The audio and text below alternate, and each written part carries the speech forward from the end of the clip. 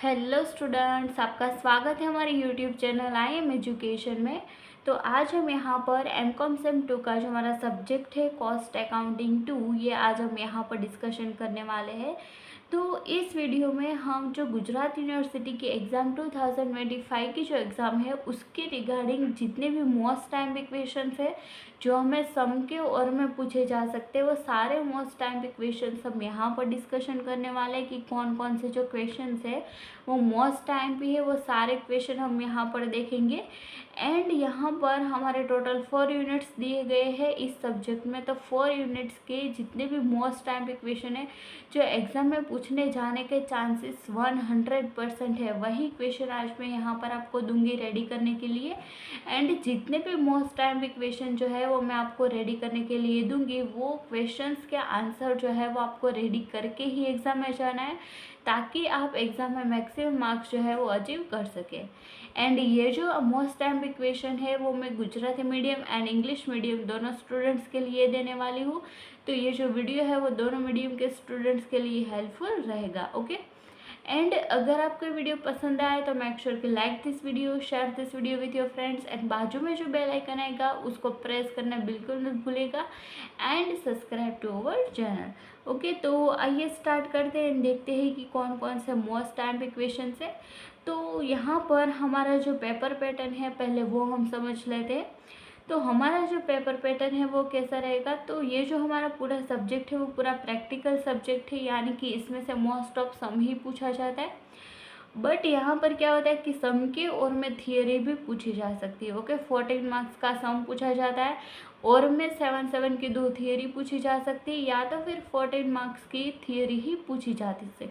Okay, तो इस तरीके से हमें कुछ थियरी पूछी जाती है, तो वो जो थियरी के क्वेश्चन है वो भी हमारे लिए मोस्ट टाइम क्वेश्चन है, उसको हम इग्नोर नहीं कर सकते इस पेपर में।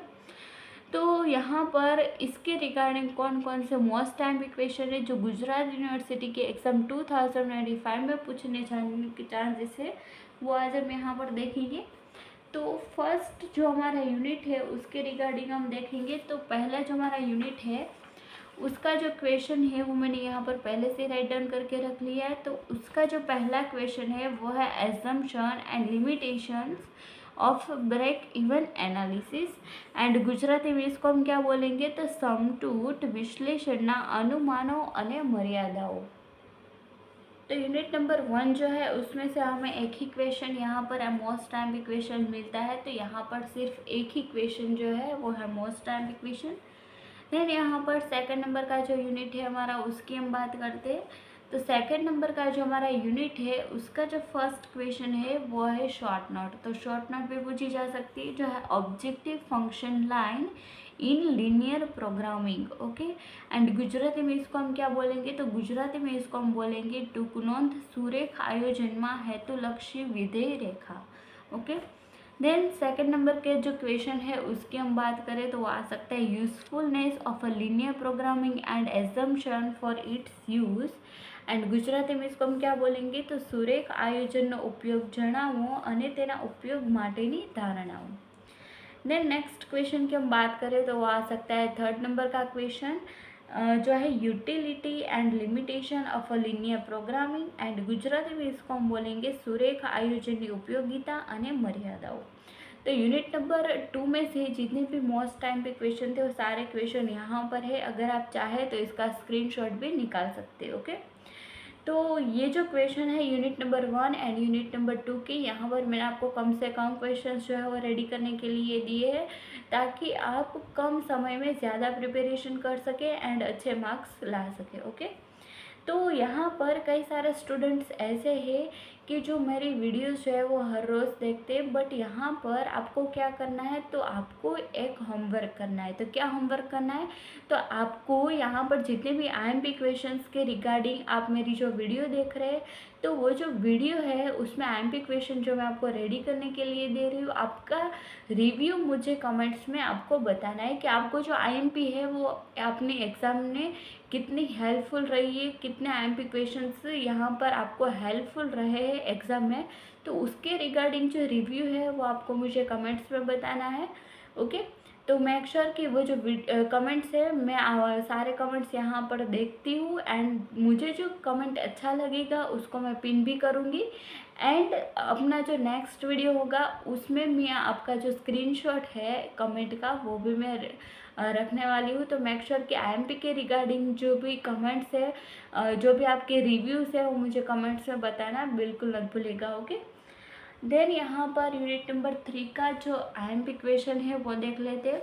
तो फर्स्ट यहाँ पर जो हमारा क्वेश्चन है वो है equipment replacement decision, and Gujarati में इसको हम बोलेंगे साधनों पुनर्स्थापनाનો निर्णय।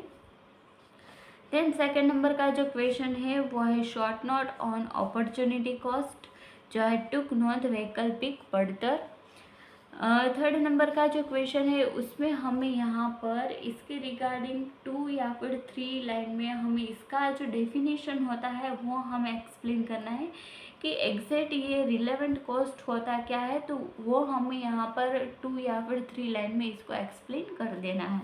तो इस तरीके से यहाँ पर कौन कौन से पूछे जा सकते हैं। तो फर्स्ट है रिलेवेंट कॉस्ट, जो है संबंधित पड़तर। सेकेंड है ड्रॉपिंग प्रोडक्ट लाइन, जो है कोई वस्तुનું उत्पादन बंद करो। थर्ड नंबर है संक कॉस्ट, जो है डूबेली पड़तर।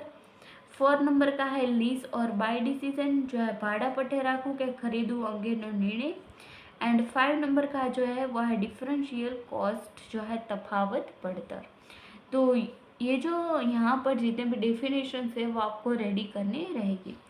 तो ये था हमारा थर्ड नंबर का क्वेश्चन। अब यहाँ पर हमारा जो फोर्थ नंबर का क्वेश्चन है वो हम देख लेते हैं। तो फोर्थ नंबर का जो क्वेश्चन है वो है लीज और बाय डिसीजन, यानी कि भाड़ा पट्टे राखवा के खरीदवा अंगेनो निर्णय। तो इसके ऊपर आपको शॉर्ट नोट पूछी जा सकती है। देन यहाँ पर जो 5 नंबर का जो पॉइंट है वो है रिलेवेंट कॉस्ट कैरेक्टरिस्टिक्स, तो संबंधित पड़तर के प्रस्तुत पड़तरनी लाक्षणिकताओं। 6 नंबर का जो है वो है मेक और बाय डिसीजन, यानी कि बनावવું के खरीदવું अंगेनो निर्णय। एंड इस चैप्टर का जो लास्ट क्वेश्चन है वो है explain shutdown decision with illustration, यानी कि धंधो बंद करवानो निर्णय उदाहरण सहित समझाओ। तो ये हो गए हमारा जो यूनिट नंबर 3 है उसके मोस्ट टाइम पे क्वेश्चंस। तो यहाँ पर भी मैंने आपको कम से कम क्वेश्चंस जो है वो रेडी करने के लिए दिए हैं। तो अगर आप लास्ट डे पे प्रिपरेशन कर रहे हैं तो ये जो मोस्ट टाइम पे क्वेश्चन है वो आपको यूज़फुल रहेंगे ही, क्योंकि 100% आपको एग्ज़ाम में इसी क्वेश्चन में से ही क्वेश्चन पूछा जाएगा। ओके, एंड अगर आपने पहले से ही प्रिपरेशन स्टार्ट कर दिए तो भी आपको ये जो क्वेश्चंस है उनको इग्नोर नहीं करना है, ये मोस्ट टाइम पे क्वेश्चंस है। ओके, अब यहाँ पर यूनिट नंबर 4 जो है उसके मोस्ट टाइम पे क्वेश्चन की हम बात कर लेते हैं। तो पहला जो हमारा क्वेश्चन है वो है advantages, limitations, characteristics, objectives, benefits and obstacles to implementation of JIT approach, यानी कि JIT। Okay, just in time approach. तो इसके आपको यहाँ पर advantages, limitation, characteristics, objectives, benefits and उसको इम्प्लीमेंट करने के जितने भी ऑब्स्टिकल्स आते हैं वो सारे यहाँ पर रेडी करने हैं। तो यहाँ पर बेनिफिट्स पूछे या फिर एडवांटेजेस पूछे, इन दोनों का जो आंसर है वो सेम ही रहेगा। इसमें आपको इसका डिफरेंट आंसर नहीं राइट डाउन करना है। ओके, एडवांटेजेस बोलो या फिर बेनिफिट्स बोलो, दोनों सेम ही होता है। देन इसको हम गुजराती में क्या बोलेंगे, तो इसको हम गुजराती में बोलेंगे जीत अभिगमना लाभों, मर्यादाओं, लक्षणों, उद्देश्यों और लाभों, यानी कि ये एडवांटेजेस का एंड ये बेनिफिट्स का। तो इन दोनों का आपको भी सेम ही आंसर राइट डाउन करना है। અને જીત અભિગમને અમલમાં મૂકવા સામેના અવરોધો। ओके, तो ये जो पूरा क्वेश्चन है वो आपको कंबाइन करके भी पूछा जा सकता है, या फिर इसमें से कोई भी एक पॉइंट या कोई 2 पॉइंट भी पूछा जा सकता है, 7 मार्क में भी और 14 मार्क्स में भी। ये जो क्वेश्चन है वो मोस्ट टाइम भी क्वेश्चन है, तो ये जो क्वेश्चन है वो आपको रेडी कर ही लेना है। ओके, अब यहाँ पर जो नेक्स्ट क्वेश्चन की हम बात करें तो वो है सेकेंड नंबर का, how does MRP1 help inventory management. And Gujarati में इसको हम क्या बोलेंगे, तो गुजराती में इसको हम बोलेंगे माल सामान जरूरियात आयोजन माल सामग्री संचालन ने केवी रीते मदद करे छे। ओके, एंड यहाँ पर नेक्स्ट क्वेश्चन हम देखें, इससे पहले हमारा जो कॉस्ट अकाउंटिंग 2 के जो प्रीवियस ईयर के पेपर थे उसमें एमसीक्यू भी पूछे जाते हैं। तो अगर एमसीक्यू का जो वीडियो है आपको चाहिए तो इस वीडियो के बाद हम एमसीक्यू का जो वीडियो है वो अपलोड करने वाले हैं। तो मेक श्योर कि अगर आपने वो वीडियो चेकआउट नहीं किया तो एमसीक्यू का जो वीडियो है वो चेकआउट करना बिल्कुल मत भूलिएगा कि इसके बाद हम एमसीक्यू का जो वीडियो है वो अपलोड करने वाले हैं। ओके, देन आगे हम यहाँ पर थर्ड नंबर का जो क्वेश्चन है वो देखें तो वो है importance and concept of a product life cycle costing. And Gujarati में इसको हम बोलेंगे वस्तुना जीवन चक्रनी પડતર પદ્ધતિનો ખ્યાલ અને મહત્વ। एंड लास्ट जो हमारा क्वेश्चन है वो है difference between traditional approach and Jeet approach, यानी कि प्रणालीगत अभिगम और जीत अभिगम वच्चेनो तफावत। तो ये थे हमारे पूरे आईएमपी क्वेश्चंस जो हमने यहाँ पर देख लिए कि कौन कौन से क्वेश्चंस जो है वो मोस्ट आईएमपी क्वेश्चन है। एंड इसके बाद हम यहाँ पर एमसीक्यू का जो सॉल्यूशन है प्रीवियस ईयर का वो देखने वाले हैं। तो मेक श्योर कि अगर आपको ये वीडियो अच्छा लगा है तो मेक श्योर कि like this video, share this video with your friends and subscribe to our channel. Okay, and इसके बाद एमसीक्यू का जो वीडियो होगा वो देखना बिल्कुल मत भूलिएगा। एंड अगर आपको वो वीडियो पसंद आए तो उस वीडियो को भी अपने फ्रेंड्स के साथ शेयर करना। ओके, एंड अगर आपको कोई भी प्रॉब्लम है, कोई भी क्वेरी है तो मेक श्योर कि just let me know in the comment section and you will get answer as soon as possible. तो मिलते हैं नेक्स्ट वीडियो में, टिल देन थैंक यू।